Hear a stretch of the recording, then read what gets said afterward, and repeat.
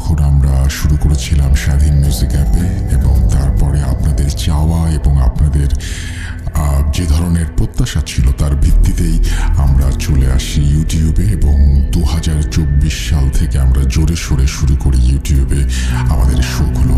আপনারা জানেন যে প্রত্যেক বৃহস্পতিবার আমাদের একটি শো যায়, এটি নতুন। এরপরে প্রত্যেক শুক্রবারে যায়, প্রত্যেক মঙ্গলবারে যায়, প্রত্যেক বুধবারে যায়, সোমবারও একটা শর্ট স্টোরি যায়। সো আমরা চেষ্টা করছি যতভাবে সম্ভব আপনাদেরকে এন্টারটেইন করতে, কারণ আপনারা সবসময় যেটা বলে থাকেন সেটা আমার মাথায় থাকে। আর সবসময় শুনি যে ভূত.com হচ্ছে ঘুমের ওষুধ। তো ঘুমের ওষুধ তো প্রত্যেক রাতেই দরকার হয়। তো আমরা চেষ্টা করব যে আপনাদেরকে আরও বেশি বেশি ঘটনা উপহার দিতে। আর আমাদের ইউটিউব চ্যানেলটিতে আপনারা প্রচুর ভালোবাসা দিয়েছেন। এখনও পর্যন্ত যারা সাবস্ক্রাইব করেননি, অনুগ্রহ করে সাবস্ক্রাইব করে ফেলবেন। এবং আমাদের বার্থডেতে আপনার জন্য আমরা এই 5 বছর পর্যন্ত আসতে পেরেছি, এবং সেজন্য আপনাকে ধন্যবাদ জানাই, কৃতজ্ঞতা জানাই, এবং আশা করছি প্রথম থেকে শেষ পর্যন্ত আপনার সঙ্গে আমি যেমন থাকবো ঠিক একইভাবে আপনি আমার সঙ্গে থাকবেন। আজকের এই এপিসোডটি একটি বিশেষ এপিসোড, কারণ একটা বিশেষ মুহূর্তেই আমরা এই এপিসোডটি প্রচার করছি।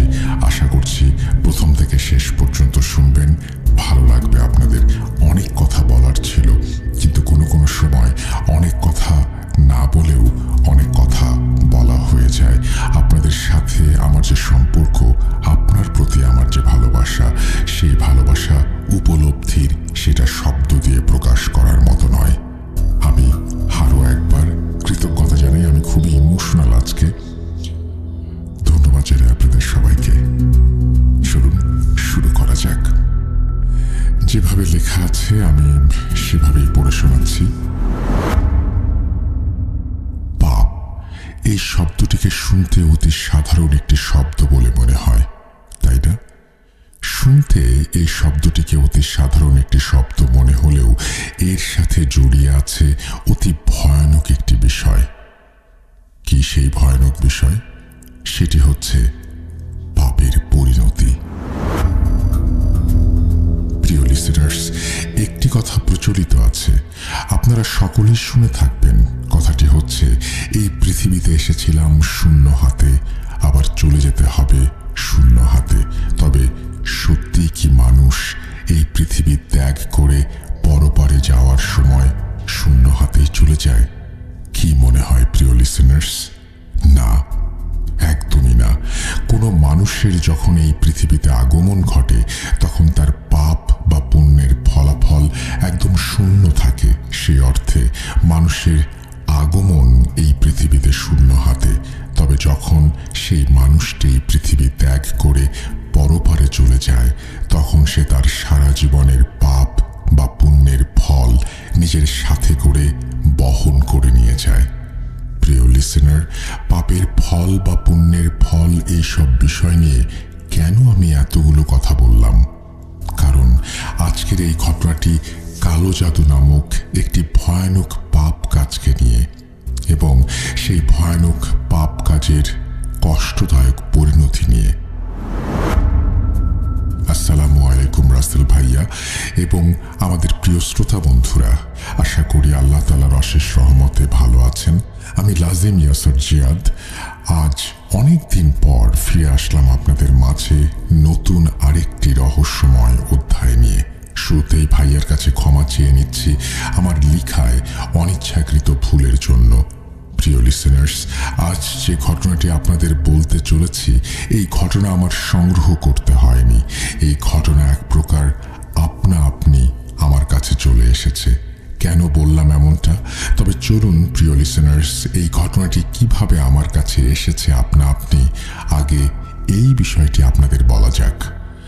সাল 2023 জুলাই মাসের মধ্যবর্তী সময় আমি আমার গ্রামের বাড়ি টাঙ্গাইল গিয়েছিলাম। আমার টাঙ্গাইলে যাওয়া হলেই আমি এবং আমার বন্ধুরা মিলে এক বড় ভাইয়ের বাসায় চায়ের দোকানে মাঝে মধ্যে আড্ডা দেই। আর টাঙ্গাইলে থাকাকালীন প্রতি শুক্রবার রাতে সেই বড় ভাইয়ের চায়ের দোকানে বসে সাউন্ড বক্সে ভূত.com সবাই মিলে উপভোগ করি। এইবারও তার ব্যতিক্রম হয়নি। 3 মার্চের রাতে আমরা সবাই মিলে দোকানে বসে ভূত.com এপিসোড 161 উপভোগ করছিলাম। এমন সময় হঠাৎ রাত 1টার দিকে দোকানে হন্তদন্ত হয়ে 20-22 বছরের একজন ভাই আসেন। এসেই তিনি বলতে শুরু করেন, ভাইয়ারা, আপনারা কি ফজরের আজান পর্যন্ত এখানে আছেন? যদি ফজরের আজান পর্যন্ত আপনারা এখানে থাকেন, আপনারা যদি কিছু মনে না করেন, তাহলে আপনাদের সাথে বসতে পারি। আমি টাঙ্গাইল সদর থেকে এসেছিলাম, আপনাদের 1 গ্রাম সামনে হরিপুরে। এখন কোনো গাড়ি পাচ্ছি না, আর হরিপুর থেকে এই পর্যন্ত আমি হেঁটে হেঁটে এসেছি। আসার পথে আমি প্রচণ্ড সমস্যার সম্মুখীন হয়েছি। তাই আমি আজ রাতটা যদি আপনাদের সাথে এখানে বসে বসে কাটাতে পারতাম, তাহলে খুবই উপকার হতো আমার। ভাই, না হলে ওরা আমার অনেক বড় ক্ষতি করে ফেলবে। তার এসব কথা শুনে আমরা তাকে বসতে বলি এবং জিজ্ঞেস করি কেন তিনি হরিপুরে এসেছিলেন এবং কারা তার অনেক বড় ক্ষতি করে ফেলতে চায়, তার আসার পথে কি কি সমস্যা হয়েছে। এরপর তিনি বলতে শুরু করেন, ভাই, আমি মোহাম্মদ রবিন আহমেদ। আমার বড় ভাইয়ের একটা সমস্যার জন্য এখানে একজন কবিরাজের কাছে এসেছিলাম। আমার বড় ভাই একজন ব্ল্যাক ম্যাজিশিয়ান ছিলেন। তিনি প্রায় 13 বছর যাবৎ ব্ল্যাক ম্যাজিক ছেড়ে দিয়েছেন। ব্ল্যাক ম্যাজিক ছেড়ে দেওয়ার পর থেকেই শুরু হয় তার জীবনের এক কঠিন পরীক্ষা।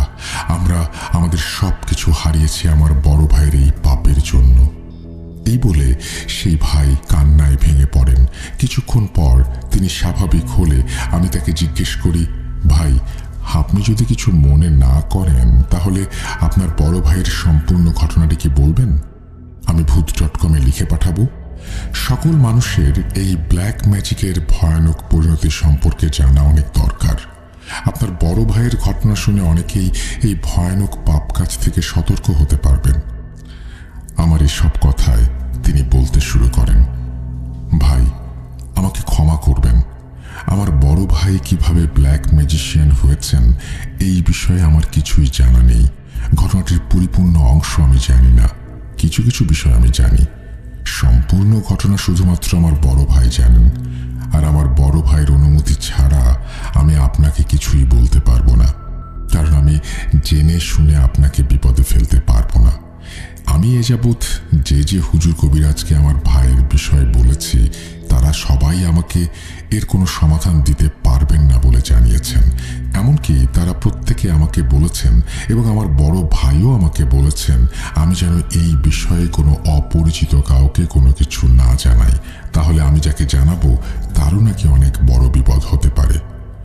আমি আমার বড় ভাইকে গিয়ে এই বিষয়টি জানাবো। তিনি যদি আপনাকে সম্পূর্ণ ঘটনা বলতে রাজি হন, তাহলে আপনি তার কাছে সম্পূর্ণ ঘটনা শুনে নিন। আপনার ফোন নাম্বারটি দিন আমাকে, আমি আমার ফোনে সেভ করে নিচ্ছি। আমি আপনাকে ফোন করে জানাবো। এরপর আমি তাকে আমার নাম্বার দেই। দেখতে দেখতে ফজরের আজান হয়ে যায়। এরপর আমরা সবাই মিলে তাকে বাস স্ট্যান্ডে পৌঁছে দিয়ে আসি। সে চলে যায় বাসায়। যাই হোক, এরপর অতিবাহিত হয় 4 দিন। আমি রবিন ভাইয়ের কথা প্রায় ভুলেই গিয়েছিলাম। এমন সময় রবিন ভাইয়ের সাথে দেখা হওয়ার ঠিক 5ম দিন, অর্থাৎ আমার ফোনে সকাল 11টা নাগাদ একটি কল আসে। অপরিচিত একটি নাম্বার থেকে কলটি রিসিভ করতেই ওপাশ থেকে একজন বলতে শুরু করেন, আসসালামু আলাইকুম ভাই, চিনতে পেরেছেন আমাকে? আমি রবিন আহমেদ। কিছুদিন আগে আপনার সাথে রাতে দেখা হয়েছিল। আমার বড় ভাইয়ের ঘটনা আপনি জানতে চেয়েছিলেন। আমি ভাইয়াকে আপনার বিষয়ে বলেছিলাম, তিনি আপনাকে তার জীবনের সম্পূর্ণ ঘটনা বিস্তারিত বলবেন বলে আমাকে জানিয়েছেন। ভাইয়ার ঘটনাটি শুনতে হলে আপনাকে আমাদের বাসায় আসতে হবে। আপনি আজ বিকেল 5টার আগে আমাদের বাসায় চলে আসুন।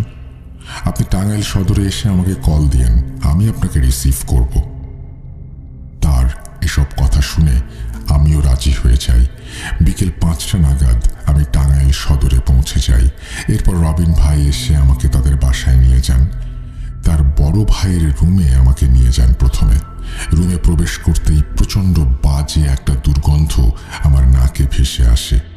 প্রবেশ করতে আমি দেখি বিছানায় মানব কঙ্কালের মতো একটি জীবন্ত লোক শুয়ে আছে। রবিন ভাইয়ের বড় ভাইকে দেখে আমি একদম বাকরুদ্ধ হয়ে যাই। আমি আমার নিজের চোখকে বিশ্বাস করতে পারছিলাম না। রবিন ভাইয়ের বড় ভাইয়ের মুখে, হাতে অসংখ্য ক্ষতের দাগ, কিছু দাগ একেবারে নতুন, আর কিছু দাগ একেবারে পুরনো। রবিন ভাইয়ের বড় ভাইকে দেখে আমার মনে প্রচণ্ড অস্থিরতার সৃষ্টি হয়। আমাকে রুমে প্রবেশ করতে দেখে সে বিছানায় উঠে বসে এবং বলে, কি ছোট ভাই, ভয় পাচ্ছ? ভয়ের কিছু নেই। আমার এমন দেহ, আমার এমন পরিস্থিতির জন্য আমি নিজেই দায়ী। খোদার সাথে যে ব্যক্তি শিরক করেছে তাকে সবসময় কঠিন শাস্তি পেতে হয়েছে। আমার ছোট ভাই আমাকে তোমার কথা বলেছে। আমি মানুষকে আমার জীবন কাহিনী জানাতে চাই, কালো জাদু চর্চার ভয়ানক পরিণতি সম্পর্কে জানাতে চাই। এর জন্য আজ তোমাকে ডেকে নিয়ে এসেছি। আমার জীবনের ঘটনা শুনে যদি একটি মানুষ এই ভয়ানক পাপ কাজ করা বা করানো থেকে সতর্ক হয়, এতে আমি মানসিক শান্তি পাব। আমার দিন ফুরিয়ে যাচ্ছে, আমার সময় ঘনিয়ে এসেছে। এই বলে রবিন ভাইয়ের বড় ভাই তার জীবনের করুণ ঘটনাটি বলতে শুরু করেন। প্রিয় লিসেনার্স, রবিন ভাইয়ের বড় ভাইয়ের বলা সেই ঘটনা আপনারা মনে রাখবেন। এর কারণটা ঘটনার শেষের অংশে আপনারা জানতে পারবেন। চলুন চলে যাওয়া যাক ঘটনার গহীনে। বলছেন রবিন ভাইয়ের বড় ভাই।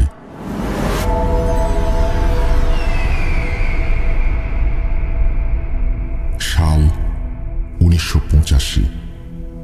আমার বাবা একজন সরকারি চাকুরিজীবী হওয়ায় তার বদলি হয়ে যায় চট্টগ্রামে।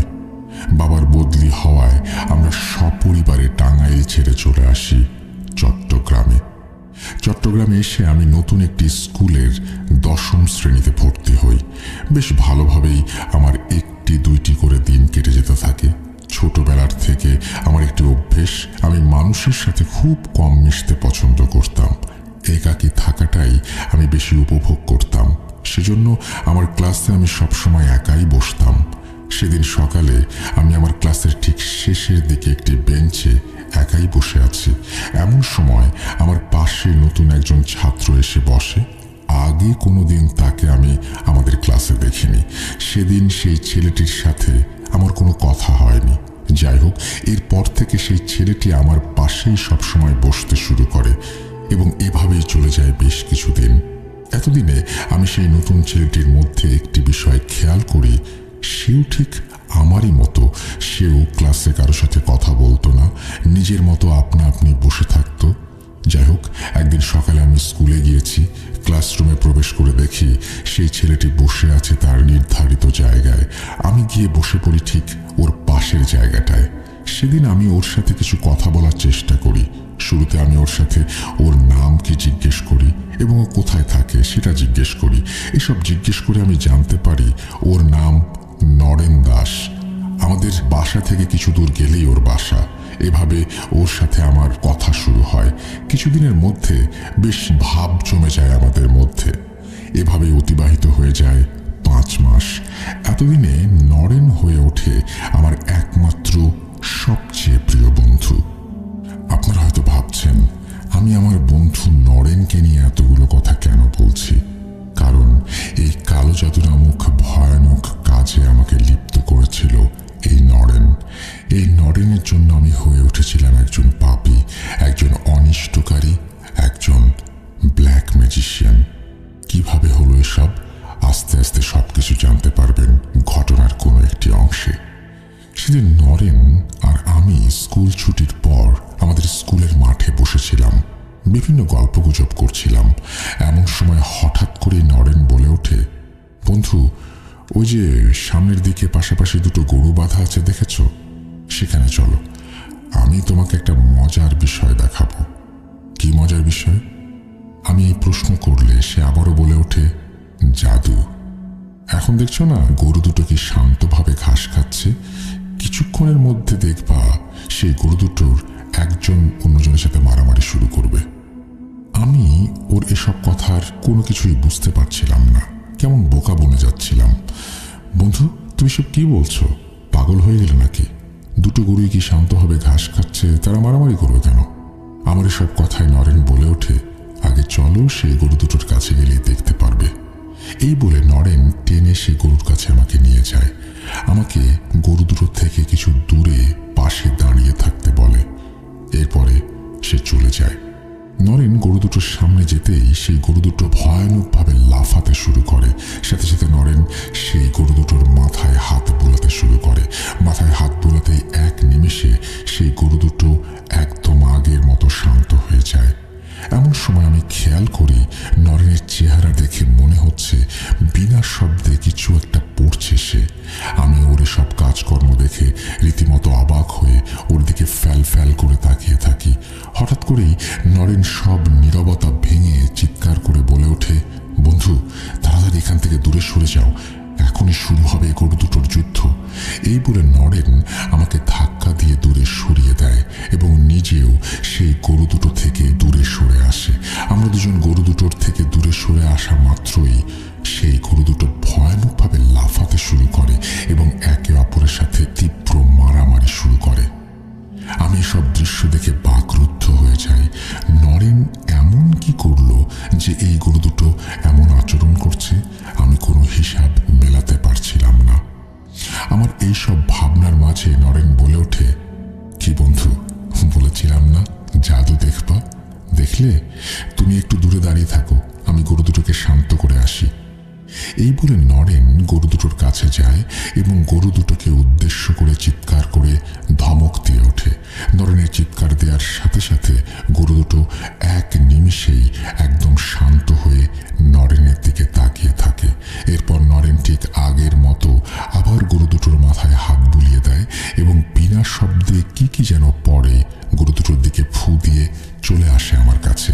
নরেন আমার কাছে চলে আসতেই সেই গরু দুটো আবারও একসাথে মাটিতে ঘাস খেতে শুরু করে, একদম শান্ত তারা। এরপর নরেন আমাকে নিয়ে চলে আসে স্কুলের একটি আম গাছের সামনে। আমি তখনও ভেবে পাচ্ছিলাম না এসব কি হলো, কিভাবে হলো। আমি নরেনকে যে কোনো প্রশ্ন করব আমি সেটাও করতে পারছিলাম না। বাকরুদ্ধের মতো শুধু মনে মনে এসব ভেবেই যাচ্ছিলাম। এমন সময় নরেন আমাকে উদ্দেশ্য করে বলল, কি ভাবছ? এটাই তো আমি কি করে করলাম এবং কিভাবে করলাম। এটাই হচ্ছে জাদু, একেই বলে বশীকরণ জাদু। চলো বন্ধু, আজ তোমাকে একজনের সাথে পরিচয় করিয়ে দেব। এই বলে নরেন আমাকে নিয়ে যায় আমাদের স্কুল থেকে 2 কিলোমিটার দূরে একটি বাড়িতে। বাড়িতে গিয়ে ঘরের দরজায় কড়া নাড়তেই ঘরের দরজা খুলে বেরিয়ে আসেন একজন মধ্যবয়স্ক ব্যক্তি। তিনি আমাদের দেখে হাসি মুখে আমাদের তার ঘরে প্রবেশ করান এবং মেঝেতে বসতে দেন।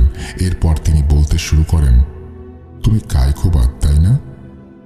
আমি রমেশ দাস, নরেনের ছোট চাচা। নরেনের মুখে তোমার কথা শুনেছি, তো আজ কি মনে করে দুজন বন্ধু আমার বাড়িতে এলে? ওনার এই প্রশ্নে নরেন বলে ওঠে, চাচা, আপনার শেখানো জাদুর কিছু অংশ বিশেষ আমি আজ কায়কোবাদকে দেখিয়েছি।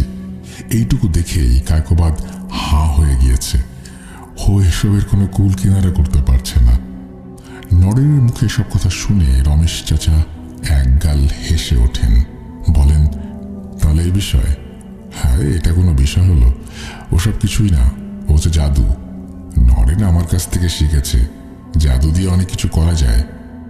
কে শিখতে চাও? রমেশ চাচার সব কথা শুনে আমার মনে এই জাদুবিদ্যা শেখার আগ্রহ জন্মে যায়।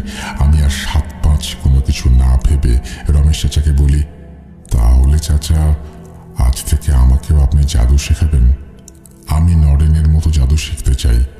আমার এই কথা শুনে রমেশ চাচা বলতে শুরু করেন, হ্যাঁ অবশ্যই, তোমাকে আমি জাদু শেখাবো। তবে জাদু শিখতে হলে তোমাকে অনেক কিছু ত্যাগ করতে হবে। একটা সময় গিয়ে তোমাকে অনেক বড় একটা কিছুর পরীক্ষার সম্মুখীন হতে হবে। পারবে তো সবকিছু মেনে নিতে? রমেশ চাচার এসব কথা শুনে আমি কোনো কিছু না ভেবে তাকে বলে দেই, এই জাদু শিখতে হলে আমাকে যা যা করতে হবে আমি সবকিছুই করতে রাজি আছি। এই কথাটি বলার মাধ্যমে আমি আমার জীবনের এক ভয়ানক ভুল করে বসি। যাই হোক, আমার এসব কথা শুনে আবার নরেশ চাচা বলতে শুরু করেন, জাদু শিখতে হলে শুরুতেই আমি তোমাকে 4টি শর্ত দেব। সেই সব শর্তগুলো তোমাকে মেনে চলতে হবে। প্রথম শর্ত, তোমাকে তোমার ধর্ম ত্যাগ করতে হবে। দ্বিতীয় শর্ত, তোমাকে তোমার পরিবার ত্যাগ করে আমার সাথে অন্য একটি জায়গায় চলে যেতে হবে কিছুদিনের জন্য। তৃতীয় শর্ত, বিভিন্ন অমানবিক কাজে তোমাকে লিপ্ত হতে হবে। কাজগুলো থেকে পিছু হটার কোনো সুযোগ নেই। চতুর্থ শর্ত, জাদুর কাজ শিখতে গিয়ে কোনো প্রকার ভালোবাসা, ঘৃণা, মায়া, সহানুভূতি এসব কোনো অনুভূতি নিজের মধ্যে পোষণ করা যাবে না। এখন আমি আমার এই 4টি শর্তের কারণগুলো তোমাকে বলছি, খুবই ভালোভাবে শুনবে। প্রথম শর্তের কারণ, কোনো ধর্মের মধ্যে থেকে তুমি কখনোই জাদুবিদ্যায় পারদর্শী হতে পারবে না। জাদুবিদ্যার অনেক কাজ নির্দিষ্ট কোনো ধর্মের মধ্য থেকে করা সম্ভব না, এজন্য তোমাকে ধর্ম ত্যাগ করতে হবে। দ্বিতীয় শর্তের কারণ হচ্ছে, এই এলাকা থেকে জাদুবিদ্যার কাজ সাধন করা খুবই কঠিন। এই এলাকায় থাকলে আমাদের অনেক কাজে বিঘ্ন ঘটবে। যখন তুমি আমার সাথে চলে যাবে এই স্থান ছেড়ে, তখন তোমার মনে তোমার পরিবারের জন্য একটা পিছুটান কাজ করবে। এতে করে তোমার বারবার পরিবারের কাছে ফিরে যেতে মন চাইবে।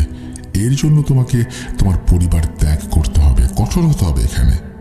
তৃতীয় শর্তের কারণ, জাদুবিদ্যা শিখতে হলে তোমাকে নিজেকে অনেক প্রকার অমানবিক, অস্বাভাবিক, ভয়ানক কিছু কাজে লিপ্ত হতে হবে। এই পর্যায়ে এসব কাজের মাঝে তোমার মনে হবে তুমি যা করছো তা ঠিক নয়। এসব কিছু মনে হলেও তখন কোনোভাবেই তোমার এসব কাজ করা থেকে বিরত থাকা যাবে না। কাজ থেকে পিছু হটলে তুমি জাদুবিদ্যা শিখতে পারবে না। পিছু হটলেই কঠোর শাস্তি তোমাকে ভোগ করতে হবে। চতুর্থ কারণ, জাদুর কাজ শিখতে গিয়ে তোমাকে ঘৃণিত অনেক কিছু পান বা আহার করতে হবে। এমন অনেক কাজ করতে হবে যা খুবই ভয়ানক। এই জন্যই কোনো প্রকার ভালোবাসা, ঘৃণা, মায়া, সহানুভূতি এসব পোষণ করা যাবে না।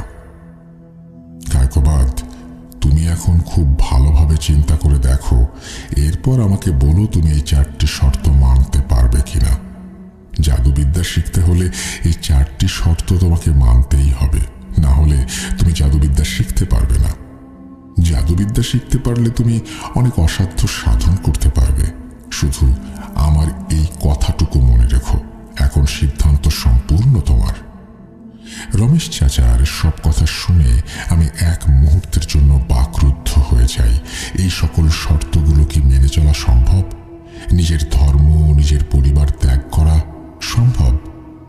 এমন সব প্রশ্নের পাহাড় গড়ে উঠতে থাকে আমার মনে, কিন্তু এই সকল প্রশ্নের উত্তর তখন আমি খুঁজিনি। শয়তান আমার পুরো মনকে গ্রাস করে নিয়েছিল। তখন জাদুবিদ্যা রপ্ত করার এক পৈশাচিক আনন্দ জেগে বসেছিল আমার পুরো অন্তরে। আর কোনো প্রকার ভাবনা চিন্তায় না গিয়ে আমি রমেশ চাচাকে জানিয়ে দিই যে আমি তার সকল শর্ত মেনে নিতে রাজি আছি। এরপর রমেশ চাচা আবার বলতে শুরু করেন, আমি জানতাম তুমি পারবে। কাল থেকে শুরু হবে তোমার জাদুবিদ্যার শিক্ষা। তোমরা দুজনে কাল স্কুলের পর চলে আসবে, আমার বাড়িতেই আসবে। হ্যাঁ, আরেকটি কথা, ভুল করেও নিজের পরিবারের কাউকে এই বিষয়টি জানাবে না। এরপর নরেন এবং আমি চলে আসি রমেশ চাচার কাছ থেকে বিদায় নিয়ে। সেদিনে সেই সিদ্ধান্তটাই ছিল আমার জীবনের সবচেয়ে বড় ভয়াবহ সিদ্ধান্ত। সেই সিদ্ধান্তটির জন্যই আজ আমার এমন অবস্থা। আমি পুরো পরিবারকে হারিয়েছি এই একটি মাত্র ভুল সিদ্ধান্তের কারণে। এই ভুল সিদ্ধান্তটি আজ আমাকে বানিয়েছে আমার নিজ পরিবারের খুনি। এই সিদ্ধান্তটি আমাকে ভোগ করাচ্ছে নারকীয় শাস্তি। যাই হোক, সেই দিনটি ভালোই ভালোই অতিবাহিত হয়ে যায়। তার পরের দিন থেকে শুরু হয় আমার জাদুবিদ্যা শিক্ষা। এভাবে অতিবাহিত হয়ে যায় 7টি মাস। আমি আস্তে আস্তে জাদুবিদ্যার প্রাথমিক কিছু ধাপ রপ্ত করতে পারি। এর মধ্যে একদিন রমেশ চাচা হঠাৎ করে আমাকে এবং নরেনকে উদ্দেশ্য করে বলেন, সময় এসে গেছে, আমাদের এই স্থানটি পরিবর্তন করতে হবে। আজ রাতেই আমাদের এই স্থান ত্যাগ করে চলে যেতে হবে অন্য কোথাও। তোমরা দুজন আজ রাতে চলে আসবে আমার বাড়িতে। আর একটি কথা খুবই ভালোভাবে মনে রাখবে, তোমরা কোনোভাবেই যেন নিজের পরিবারের কাছে ধরা না পড়ে যাও। কেউ যেন বিষয়টি না জানে। রমেশ চাচার কথা মতো সেদিন রাতেই আমি আর নরেন নিজেদের পরিবার ত্যাগ করে নিজেদের বাড়ির থেকে পালিয়ে চলে আসি রমেশ চাচার বাড়িতে। এরপর সেই রাতের আঁধারেই আমরা সবাই আমাদের গ্রাম ত্যাগ করে চলে আসি চট্টগ্রামের ফটিকছড়ির কাছে একটি পাহাড়ে। সেখানে পৌঁছে আমরা দেখতে পাই সেখানে আগের থেকে একটি কাঁচা ঘর নির্মাণ করা আছে। এই ঘরটি রমেশ চাচা আগে থেকে নির্মাণ করে রেখেছিলেন। যাই হোক, ফটিকছড়ির পাহাড়েই অতিবাহিত হয় আমার জীবনের 7টি বছর। এই 7 বছরের জাদুবিদ্যা শিক্ষায় আমি হয়ে উঠি একজন পাপিষ্ঠ মানুষরূপী শয়তান। অনেক ধরনের কালো জাদুর বিদ্যায় আমি হয়ে উঠি পারদর্শী। এই 7 বছরে আমি রপ্ত করি সর্পি চালান জাদু, মরণীকরণ জাদু, বশীকরণ জাদু, দৃষ্টিভ্রম জাদু, আত্মা আবদ্ধীকরণ জাদু, প্রেত সাধনা, এছাড়াও আরো অনেক কিছু। প্রিয় লিসনার্স, আমি জিয়াদ এখানে আপনাদের উদ্দেশ্যে কিছু কথা বলতে চাই। বিষয়টি হচ্ছে কায়কোবাদ ভাই তিনি কিভাবে জাদুবিদ্যার বিষয়গুলো রপ্ত করেছিলেন, এই 7 বছরে তিনি কি কি কাজ করেছিলেন বা কিভাবে শিখেছিলেন, তিনি আমাকে এ সকল বিষয় বিস্তারিত বলেছিলেন। তবে আমি সেই বিষয়গুলোর বর্ণনা ঘটনাটিতে দিতে পারছি না। এর পেছনে কারণ হচ্ছে এই বর্ণনায় এমন অনেক ভয়ানক এবং ঘৃণিত বিষয় রয়েছে যেগুলো আমাদের ঈমান নষ্ট করার জন্য যথেষ্ট, এবং এ সকল বিষয় শোনার মাধ্যমে আপনাদের মনের মধ্যে এই কালো জাদু নামক ভয়ানক পাপ সম্পর্কে আগ্রহ জন্ম নিতে পারে। এই সকল বিষয়গুলো শোনার মাধ্যমে যে কোনো মানুষ পথভ্রষ্ট হতে পারে। ঘটনার এই অংশটি উল্লেখ করতে না পারার জন্য আন্তরিকভাবে দুঃখিত। তো চলুন ফিরে যাওয়া যাক ঘটনায়। সাল 1993। একদিন খুব হঠাৎ করেই রমেশ চাচা আমাকে ডেকে বলেন, এখন সময় এসে গিয়েছে তোমার আমার থেকে আলাদা হওয়ার। জাদুবিদ্যায় তুমি এখন পারদর্শী।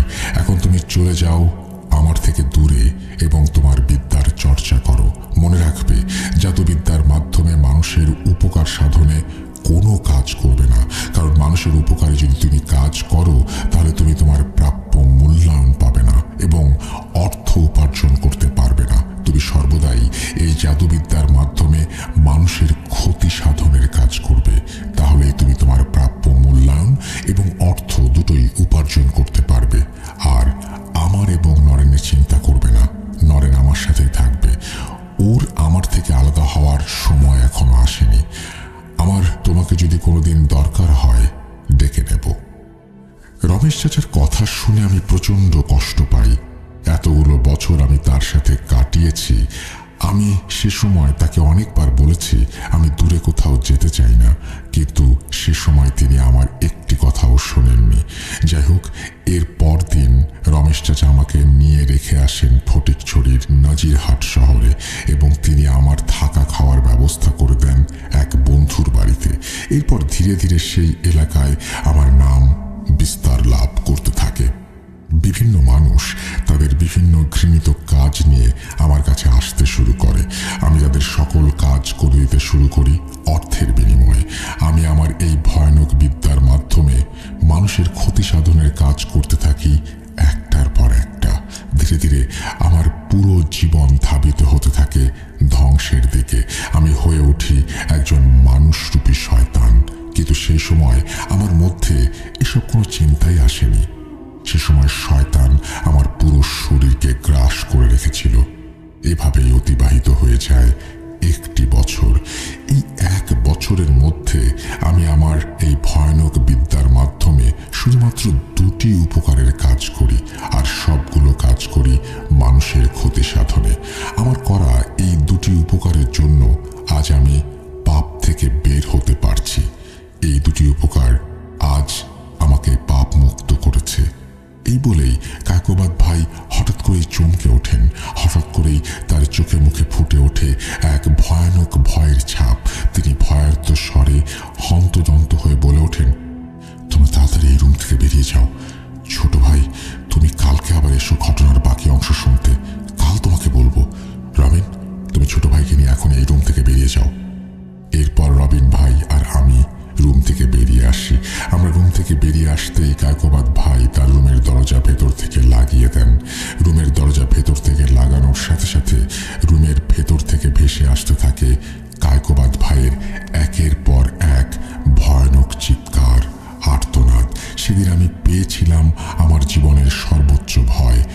কায়কোবাদ ভাইয়ের চিৎকারের শব্দ আমার রুহ কাঁপিয়ে দিয়েছিল। এমন সময় হঠাৎ করে রবিন ভাই আমার হাত ধরে টেনে বাসার মেইন রোডে আমাকে নিয়ে আসে এবং আমাকে উদ্দেশ্য করে বলে, ভাই, আপনাকে কল করলে আপনি দয়া করে আগামীকাল আবার আসবেন, আর এখনই এখান থেকে চলে যান। আমি অত্যন্ত দুঃখিত এই সকল কিছুর জন্য। এই বলে তিনি আমাকে বিদায় দিয়ে হন্তদন্ত হয়ে বাসার মেইন ডোর লাগিয়ে দেন। হঠাৎ কি হলো আমি কিছুই বুঝতে পারছিলাম না। এরপর আমি চলে আসি সেখান থেকে আমার বাসায়। সে রাতে আমি এক ফোঁটা ঘুমোতে পারিনি। কেমন যেন এক অজানা অস্থিরতা আমার পুরো শরীরকে গ্রাস করছিল বারবার। হঠাৎ কেন কায়কোবাদ ভাইয়ের মুখে ভয়ের ছাপ ফুটে উঠল। ঘটনা বলতে বলতে হঠাৎ কেন তিনি থেমে গেলেন। তিনি কেন এভাবে রুম থেকে চিৎকার করে হাহাকার করে উঠলেন। তার এই পাপ কর্মের ফলে কিভাবে তার নিজ পরিবারের সকলকে তিনি হারালেন। তিনি কিভাবে এই কালো জাদু নামক পাপ থেকে বেরিয়ে আসলেন। বারবার আমার মন শুধু এই অজানা প্রশ্নগুলোর উত্তর খুঁজে যাচ্ছিল। যাই হোক, পরদিন সকাল 11টা নাগাদ রবিন ভাই আমাকে কল করেন এবং যত তাড়াতাড়ি সম্ভব তাদের বাসায় যেতে বলেন। এরপর আমি প্রায় 12টা নাগাদ ওনাদের বাসায় পৌঁছে যাই। ওনাদের বাসায় প্রবেশ করতেই তিনি আমাকে নিয়ে যান কায়কোবাদ ভাইয়ের রুমে। কায়কোবাদ ভাইয়ের রুমে প্রবেশ করতেই আমি যা দেখতে পাই সেটা দেখে আমি এই ঘটনা শোনার ইচ্ছাই হারিয়ে ফেলি। প্রচণ্ড ভয় আমার মনে জেগে বসে। গতকাল যে মানুষটাকে মোটামুটি ভালো দেখে গেলাম, আজ সেই মানুষটার একই অবস্থা। কায়কোবাদ ভাই লুঙ্গি পরে খালি গায়ে বিছানায় শুয়ে আছেন। তার শরীর যতদূর দেখা যাচ্ছে প্রতিটি জায়গায় বড় বড় তাজা কামড়ের দাগ, বড় বড় আঁচড় তার সারা শরীর জুড়ে ছড়িয়ে পড়েছে। একই ভয়ানক অবস্থা। যাই হোক, কায়কোবাদ ভাই আমাকে দেখে শোয়া থেকে উঠে বসার চেষ্টা করেন, কিন্তু তিনি ব্যর্থ হন। এরপর তিনি শুয়ে শুয়েই বলতে শুরু করলেন, ভাই, তুমি আমার এই অবস্থা দেখে ভয় পাচ্ছ, অবাক হচ্ছ, তাই না? অবাক হওয়ার কিছু নেই। এই সকল কিছু আমার পাপের ফল। আমার এই জীবনে খোদার সাথে শিরক করাটা খুবই শাস্তিযোগ্য একটা অপরাধ হয়েছে। ওরা প্রতি 13 দিন অন্তর অন্তর আসে আমার কাছে এবং আমাকে এই শাস্তিটি দিয়ে চলে যায়। ওদের আসার সময় হলে আমি বুঝতে পারি। এই জন্যই আমি গতকাল তোমাকে রুম থেকে তাড়াহুড়ো করে বের করে দেই। এখন তুমি ভাবছো ওরা কারা? বলবো সবকিছু একে একে। গতকাল কোথায় যেন শেষ করেছিলাম ঘটনাটি?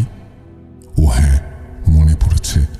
আমার করা দুটি উপকার, যার মাধ্যমে এই পাপ থেকে আমি বের হতে পেরেছিলাম। তাহলে শোনো সেই দুটি উপকারের বর্ণনা।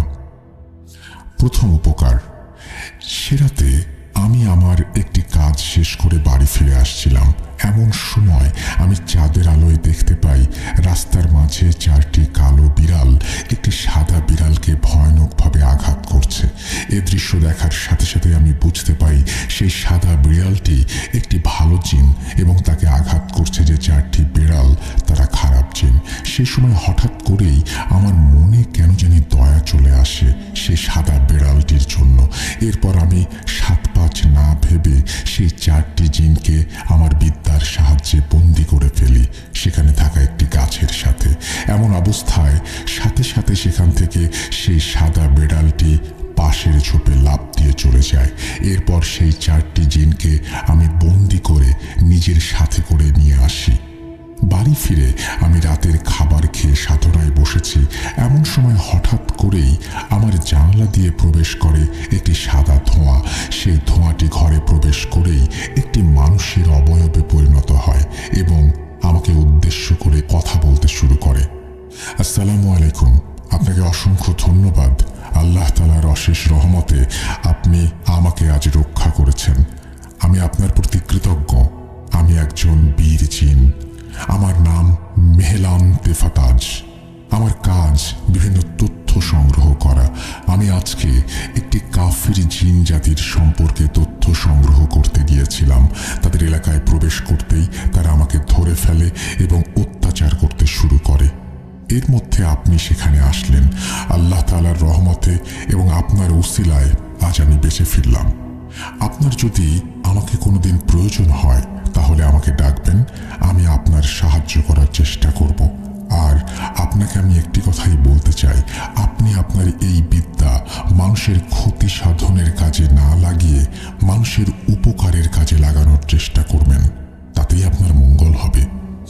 বলে সেই জিনটি আবার সাদা ধোয়ার মতো মিলিয়ে গেল। দ্বিতীয় উপকার, সময়টা বিকেলের দিকে। আমি সেদিন ঘরে শুয়েছিলাম। হঠাৎ করে আমি শুনতে পাই আমার ঘরের বাইরে থেকে কে যেন আমাকে ডাকছে। ডাক শুনতে পেয়ে আমি ঘর থেকে বাইরে বের হয়ে এসে দেখি একজন যুবক দাঁড়িয়ে আছে। আমাকে বেরিয়ে আসতে দেখে সে হন্তদন্ত হয়ে আমার কাছে আসে। ভাইজান, আমার নাম রবিন, তাড়াতাড়ি চলুন আমাদের বাড়িতে। আমার বড় বোনের খুবই অস্বাভাবিক অবস্থা, কেমন যেন আচরণ করছে। আমার বোনের অবস্থা ভালো নয়। এই পৃথিবীতে আমার বোন ছাড়া আর কেউ নেই। আপনি আমার বোনকে বাঁচান। রবিনের সব কথা শুনে আমি তার সাথে তখনই তার বাড়িতে চলে যাই। ওদের বাড়িতে গিয়ে আমি দেখতে পাই খুবই মায়াবী চেহারার একটি মেয়ে বিছানায় শুয়ে আছে। আমাকে দেখা মাত্রই মেয়েটি বিছানায় ছটফট করতে শুরু করলো। মেয়েটিকে দেখা মাত্রই আমি বুঝতে পারি ওকে তুচ্ছ একটি মেছো জিন আসর করেছে। এরপর সেই জিনকে বন্দি করে মেয়েটিকে ঝাড়ফুঁক করে চলে আসি। আমার এই পাপিষ্ঠ বিদ্যা দিয়ে শুধুমাত্র এই দুইটি উপকার আমি করেছিলাম। এখন প্রশ্ন হচ্ছে, এই দুইটি উপকার কিভাবে এই পাপকে মুক্ত হতে সাহায্য করলো? তুমি এতক্ষণ নিশ্চয়ই একটি বিষয় লক্ষ্য করেছ। বিষয়টি হচ্ছে, আমি আমার করা দ্বিতীয় উপকারে রবিন নামক একজনের কথা উল্লেখ করেছি। সেই রবিন আর কেউ না, এই যে এখন তোমার সামনে বসে আছে, এটি হচ্ছে সেই রবিন। রবিন হচ্ছে আমার শ্যালক। ওর বোনকে প্রথম দেখা মাত্রই বহু বছর পর হঠাৎ সেদিন আমার মনে ভালোবাসা নামক এক অনুভূতির সৃষ্টি হয়। সেদিনের পর থেকে রবিন আমার খুব কাছাকাছি থাকতে শুরু করে। এভাবেই একটা সময় রবিনের পাশাপাশি ওর বোন রিনার সাথেও আমার সখ্যতা গড়ে ওঠে। একদিন আমি আমার মনের সকল অনুভূতির কথা রিনাকে জানিয়ে দিই এবং বিয়ের প্রস্তাব দেই। রিনা আমার সকল প্রস্তাব এক নিমেষেই মেনে নেয়। রিনার পরিবার বলতে শুধু ওর ওই ছোট ভাই রবিন ছাড়া আর কেউ নেই। সেই জন্য আর কোনো ঝামেলায় না গিয়ে ঠিক তার পরের দিন আমরা বিয়ে করে ফেলি। এভাবে খুব ভালোভাবেই কেটে যেতে শুরু করে আমাদের ছোট সংসার। এভাবেই পেরিয়ে যায় 3টি মাস। এখানে একটি কথা বলে রাখি, রিনা অত্যন্ত ধার্মিক একজন মেয়ে। ইসলাম ধর্মের বিষয়ে ওর নিখুঁত জ্ঞান। রিনা এবং রবিন ওরা দুজনে মনে করত আমি একজন কবিরাজ।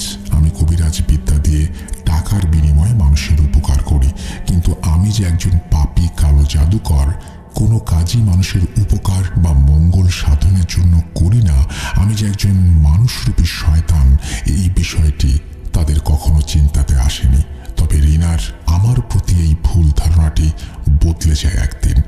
সেদিন রাতে আমি আমার কাজ শেষ করে বাসায় ফিরে সবে বিছানায় বসেছি। এমন সময় রিনা মলিন চেহারা নিয়ে আমার কাছে এসে বসে। হঠাৎ করেই ও আমাকে জড়িয়ে ধরে ফুঁপিয়ে কাঁদতে শুরু করে। কি হয়েছে জিজ্ঞেস করতেই ও কান্না জড়িত কণ্ঠে বলতে থাকে, আমি আজ তোমার কক্ষে গিয়ে যা যা দেখেছি সেসব দেখে আমার রুহ কেঁপে উঠেছে। তুমি এই কাজগুলো কেন করো? কি লাভ এসব কাজ করে? আচ্ছা, একবার চিন্তা করে দেখেছ মৃত্যুর পর খোদার কাছে কি জবাব দেবে? তুমি কেন কারো জাদুর সাহায্য নিয়ে মানুষের ক্ষতি করো? আল্লাহ তাআলার দোহাই লাগে, ছেড়ে দাও এইসব কাজ। ফিরে আসো আল্লাহ তাআলার পথে। সামনে আমাদের সুন্দর ভবিষ্যৎ। আমি তোমাকে ভালোবাসি, আমি তোমাকে হারাতে চাই না। এই কাজগুলো তুমি যদি ছেড়ে দিতে না পারো, তাহলে তুমি আমাকে ছেড়ে দাও। এই বলে রিনা অঝরে কাঁদতে শুরু করে। রিনার মুখে সব কথা শুনে আমার মাথায় আকাশ ভেঙে পড়ার উপক্রম হয়। রিনাকে আমি খুবই কড়াভাবে নিষেধ করেছিলাম আমার সাধনার ঘরে প্রবেশ করতে।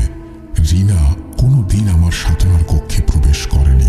আজ হঠাৎ ওর এমন কি হলো যে ও আমার কক্ষে প্রবেশ করলো? আমি বাকরুদ্ধ হয়ে এসব চিন্তা করতে থাকি। এমন সময় রিনা কান্না থামিয়ে আবার বলতে শুরু করে, আমার উপর খুব রাগ হচ্ছে তাই না? তোমার কড়া নিষেধ থাকার পরেও আমি তোমার কক্ষে কেন প্রবেশ করলাম? মেহলান সিফাতাজ, এই নামটি তোমার মনে আছে? যার জীবন রক্ষা করেছিলে তুমি, উনি আমাকে তোমার সব কাজের কথা বলেছেন। অনেকদিন যাবৎ তিনি আমার স্বপ্নে এসে আমাকে বারবার এই সকল বিষয়ে বলছিলেন। বিষয়টি নিছক স্বপ্ন ভেবে বারবার আমি ভুলে গিয়েছি, কিন্তু আজকে তিনি নিজে সশরীরে আমার সামনে হাজির হয়ে এই সকল বিষয় আমাকে জানিয়েছেন এবং তোমার কক্ষে গিয়ে এসব কিছুর প্রমাণ নিজ চোখে দেখে আসতে বলেছেন। তুমি আমার বা ওনার ওপর রাগ করো না। যেটা করে আসছো এর পরিণতি খুবই খারাপ। আমার জন্য, আমাদের সুন্দর ভবিষ্যতের জন্য, আমাদের ভালোবাসার জন্য এই পাপ থেকে তুমি নিজেকে মুক্ত করো। কি পারবে না? এরপর রিনা আমাকে এই পাপ সম্পর্কে অনেকগুলো হাদিস বলতে শুরু করে। আমি বাকরুদ্ধ হয়ে ওর প্রতিটি কথা মনোযোগ দিয়ে শুনতে থাকি। সে রাতে হয়তো আল্লাহ তাআলার রহমত আমার উপর বর্ষিত হয়েছিল। রিনার বলা হাদিস শুনে আমার রূহ কেঁপে উঠেছিল। খোদার ভয়, পরকালের ভয় আমার পুরো অন্তরকে গ্রাস করছিল। সে রাতে আমি মনস্থির করি এই সকল পাপ কাজ থেকে আমি নিজেকে চিরতরে সরিয়ে নেব। রিনাকে সে রাতে আমি প্রতিশ্রুতি দেই এই পাপ কাজ আমি ছেড়ে দেব। হ্যাঁ, ঠিক তার পরদিন এসব পাপ কাজ আমি ঠিকই ছেড়ে দিই চিরতরে। তবে এসব পাপ কাজ ছেড়ে দেবার আগে একটি কাজ আমি করি। সেই একটি কাজ আমার পুরো পরিবারকে কেড়ে নেয়। সেই একটি কাজের জন্যই আজ আমাকে এমন শাস্তি ভোগ করতে হচ্ছে। আফসোস হয় আমার এখনো, সেদিন যদি আমি রিনার কথা শুনতাম তাহলে হয়তো আমার পুরো পরিবার আমার কাছে থাকতো। পরদিন সকালে আমি ঘুম থেকে উঠে সবে সকালের খাবার খেয়েছি। এমন সময় খুব হঠাৎ করেই আমার বাড়িতে এসে হাজির হন আমার গুরু রমেশ চাচা। ওর নাম মনে পড়লে এখন আমার ঘৃণা হয়। যাই হোক, আমার বাড়িতে এসেই তিনি আমাকে উদ্দেশ্য করে বলতে শুরু করেন, বাবা গায়কবাদ, ভুলে গেলি তোর গুরুকে? শুনলাম বিয়ে করেছিস, আমাকে একবার খবরও তো দিলি না। তোর তো এখন আমাকে আর দরকার পড়ে না রে বাবা, কিন্তু আজ আমার খুবই দরকার তোকে। বাবা, আমার একটি কাজ আজ তোকে করে দিতে হবে। তার এসব কথার প্রতি উত্তরে আমি বলে উঠি, চাচা, খুব হঠাৎ করে এই বিয়ের কাজটা সেরে ফেলেছি, তাই আপনাকে খবর দেওয়া হয়নি। কি কাজ করতে হবে? তবে চাচা, আমি গতকাল রাতে একটি সিদ্ধান্ত নিয়েছি, আর সেটি হচ্ছে এই কালো জাদু চিরতরে বাদ দিয়ে দেব। আমার কথা শুনে তিনি দেখলাম খুব একটা অবাক হলেন না। যাই হোক, এরপর তিনি আমার কথার উত্তরে বললেন, আমার জীবনের সবচেয়ে গুরুত্বপূর্ণ কাজ করতে গিয়ে আমি আটকে গিয়েছি। বাবা, আমি তো তোর গুরু, গুরুর কথা রাখবি না? আমার এই শেষ কাজটি করে তুই কালো জাদুর কাজটি চিরতরে বাদ দে। আমি তোকে বাধা দেব না। আমি তোকে একটি কবরস্থানের ঠিকানা দিচ্ছি। আজ রাতে তুই সেই কবরস্থানে গিয়ে আমি তোকে একটি কবর দেখিয়ে দেব। সেই কবরের লাশের মাথা এবং 2 হাতের কনিষ্ঠা আঙুল কেটে নিয়ে এসে দিবি। আমি তোকে অনুরোধ করছি, আমার এই শেষ কাজ তুই করে দে। আমি নরেনকে পাঠিয়েছি অন্য একটি কাজে, না হলে তোর এই কাজটি করতে হতো না। রমেশ চাচার অনুরোধ আমি ফেলতে পারি না। আমি কাজটি করার জন্য রাজি হয়ে যাই। এরপর রমেশ চাচা আমার বাড়ি থেকে চলে যান।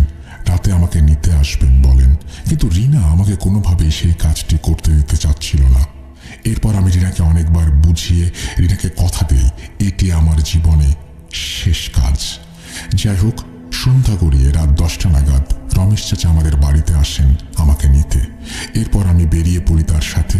কিছুক্ষণের মধ্যে আমরা পৌঁছে যাই একটি পারিবারিক কবরস্থানে। কবরস্থানে পৌঁছে আমি চিনতে পারি এটি কাদের পারিবারিক কবরস্থান। এই কবরস্থানটি হচ্ছে একজন কবিরাজের পারিবারিক কবরস্থান। সেই কবিরাজটি এই 10 কি 12 দিন আগে মারা গিয়েছেন। যাই হোক, একসময় রমেশ চাচা আমাকে সেই কবিরাজের কবর দেখিয়ে বলেন সেখান থেকে সেই জিনিসগুলো নিয়ে আসতে হবে। আমি সময় নষ্ট না করে কবর খুঁড়ে কবিরাজের লাশের থেকে তার মাথা এবং 2 হাতের কনিষ্ঠ আঙ্গুল কেটে নিয়ে আসি। কবরটি আবারও ঠিকঠাক করে রমেশ চাচার কাছে এসে তাকে জিনিসগুলো বুঝিয়ে দেই। এরপর রমেশ চাচার থেকে আমি বিদায় নিয়ে চলে আসি বাসায়। ওই রাতের পর আমি এই পাপ কাজ চিরকালের জন্য ছেড়ে দেই। পরের দিন শুক্রবার আমি কালেমা পড়ে দিনের পথ ইসলামে ফিরে আসি। এর কিছুদিন পর আমি আমার পরিবারের সাথে যোগাযোগ করতে সক্ষম হই। এরপর এই এলাকা ছেড়ে রিনা এবং রবিনকে নিয়ে চলে যাই আমার পরিবারের কাছে টাঙ্গাইলে। ধীরে ধীরে আমার জীবন খুবই আনন্দে কাটতে থাকে। আমি বড় একটি মুদিখানার দোকান দেই। খুব ভালো আয় রোজগার শুরু হয়ে যায়। এক কথায় পরিবার নিয়ে খুব আনন্দের সময় কাটছিল আমার। এভাবেই দেখতে দেখতে কেটে যায় প্রায় 2টি বছর। আমি ধীরে ধীরে ভুলে যাই আমার সেই পাপী বিদ্যা। আমি ভুলে যাই আমার সেই পাপের জীবন। আমি উপভোগ করতে থাকি শুধু আমার এই আনন্দের জীবন। একদিন সকালে আমার এই আনন্দ সব নিমেষে মিশে যায়। সেই সকালে আমার ঘুম ভাঙে রবিনের চিৎকারে। ঘুম ভেঙে যেতেই আমি দেখি রবিন আমার পাশে দাঁড়িয়ে চিৎকার করে কেঁদে চলেছে। কি হয়েছে জিজ্ঞেস করতেই রবিন কান্না জড়িত কণ্ঠে বলে ওঠে, ভাই কি হলো আমাদের বাসায়? কেউ বেঁচে নেই ভাই, কেউ বেঁচে নেই, ওই যে ওইখানে আপু। এই বলে রবিন ফুঁপিয়ে ফুঁপিয়ে কাঁদতে শুরু করে। ওর এসব কথা শুনে ওর হাতের ইশারা মোতাবেক আমি ছুটে যাই ডাইনিং রুমের দিকে। রুমে প্রবেশ করতে আমি দেখি রিনার নিথর দেহ মেঝেতে পড়ে আছে, ওর মুখ দিয়ে রক্ত গড়িয়ে পড়ছে। এই দৃশ্য দেখা মাত্রই আমি ছুটে যাই আমার বাবা মার ঘরে। বাবা মার ঘরে প্রবেশ করা মাত্রই আমি দেখি মা বাবার নিথর দেহ পড়ে আছে বিছানায়। তাদের দুজনের মুখ দিয়েও রক্ত গড়িয়ে পুরো বিছানা মাখামাখি। এক নিমেষেই আমার পুরো পৃথিবী আনন্দ শেষ হয়ে যায়। আমার জীবনে নেমে আসে অন্ধকার। আমার পরিবারের সকলকে হারিয়ে আমি হয়ে যাই এতিম। আমি কিছুই বুঝে উঠতে পারছিলাম না কেন এমন হলো। হঠাৎ কিছুক্ষণ পর বাসায় পুলিশ এসে আমার মা বাবা এবং আমার রিনাকে নিয়ে যায়। পোস্টমর্টম করে জানতে পারে তাদের শরীরের প্রতিটি গুরুত্বপূর্ণ অর্গান পচে সেখানে পোকা হয়ে গেছে। এসব শুনে আমি বুঝতে পারি আমার করা কোনো এক পাপ কাজের শাস্তি হিসেবে আমার পুরো পরিবার আমি হারিয়ে ফেলেছি। এমন অস্বাভাবিক অবস্থা দেখে পুলিশ কোনো তদন্ত না করে লাশ আমাকে হস্তান্তর করে। আমার পরিবার হারিয়ে আমি হয়ে যাই একদম একা। আমার কাছের মানুষ বলতে শুধু রবিন। হঠাৎ এমন কেন হলো এর কারণ আমি খুঁজে বের করতে চাই না, কারণ এসব কারণ খুঁজতে গেলে আমাকে আবার জড়াতে হবে সেই পাপে। এভাবে অতিবাহিত হয়ে যায় প্রায় 2 বছর। 2 বছর পর রাতে আমি আমার ঘরে ঘুমিয়ে আছি। এমন সময় হঠাৎ আমার গলায় প্রচণ্ড চাপ অনুভব করি। সাথে সাথে আমার চোখ খুলে যায়। চোখ খুলতে আমি দেখতে পাই অনেকগুলো কালো ছায়া আমার সামনে দাঁড়িয়ে আছে।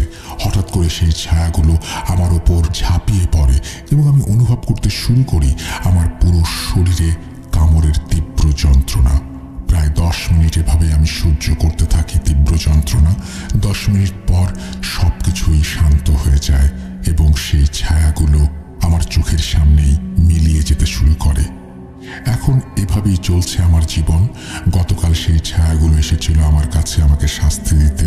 তারা প্রতি 23 দিন পর পর আমাকে এভাবে শাস্তি দিতে আসে। আমি কেন পুরো পরিবার হারালাম, কারা আমাকে এভাবে অমানবিক নির্যাতন করে, এই বিষয়টি এভাবেই অজানা থেকে যাবে না। যখন সেই কালো ছায়াগুলো প্রথম এভাবে নির্যাতন করলো তার ঠিক 3 বছর পর সে রাতেও আমি বিছানায় ঘুমিয়ে আছি। এমন সময় হঠাৎ আমার ঘুম ভেঙে যায় এবং একটি সালামের শব্দেই আমার ঘুম ভাঙে। চোখ খুলতে আমি দেখতে পাই মেহলান সিফাতাজ তিনি আমার সামনে দাঁড়িয়ে আছেন। কিন্তু একই অবস্থা, তাকে খুবই রোগা জীর্ণ শীর্ণ দেখাচ্ছে।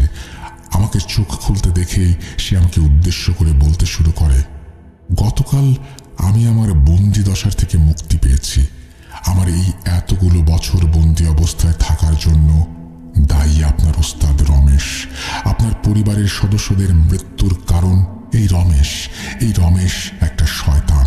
নিজের কাজ হাসিলের জন্য ওর ভাতিজা এবং আপনাকে এই কালো জাদুর শিক্ষা দিয়ে আপনাদের দুজনকে কালো জাদু বিদ্যায় সিদ্ধহস্ত করেছে। কারণ রমেশ শয়তানের সাথে সরাসরি যোগাযোগ স্থাপন করতে চেয়েছিল। বলতে পারেন এটি ওর জীবনের লক্ষ্য। শয়তানের সান্নিধ্য হাসিলের প্রথম ধাপ হলো সায়াকিন ফায়দানের সান্নিধ্য হাসিল করা। সায়াকিন ফায়দানের সুপারিশেই শয়তানের সাক্ষাৎ মিলবে। কালো জাদুর একটি নির্দিষ্ট প্রক্রিয়ায় 3টি কাজ সম্পূর্ণ করলে এই সায়াকিন ফায়দান শয়তানকে সুপারিশ করতে বাধ্য হবে। প্রথম কাজটি হলো কালো জাদুর নির্দিষ্ট প্রক্রিয়ার মধ্য দিয়ে এমন একজন পুরুষকে বলে দিতে হবে কালো জাদুর বিদ্যায় সিদ্ধহস্ত যিনি। বলে দেওয়ার ঠিক পরদিন সায়াকিন ফায়দান হাজির হবে এবং প্রশ্ন করবে তাকে কার মাধ্যমে ডাকা হয়েছে। এখানে মাধ্যম হচ্ছে এমন একজন ব্যক্তি যার জন্য এই সায়াকিন ফায়দান পূর্বে শয়তানের কাছে সুপারিশ করেছিল। মাধ্যমের নাম বলার পর সায়াকিন ফায়দান সেই মাধ্যমের মাথা ও 2 হাতের কনিষ্ঠ আঙুল চাইবে। এই কাজটি সম্পূর্ণ করার ফলে 3টি কাজের মধ্যে 2টি কাজ সম্পূর্ণ হবে। এই 2টি কাজ সম্পূর্ণ হলে তৃতীয় এবং শেষ কাজটি করতে হবে যেটি হচ্ছে কালো জাদুর নির্দিষ্ট প্রক্রিয়ায় জাদুবিদ্যায় সিদ্ধহস্ত আরেকজন পুরুষকে বলি দেয়া।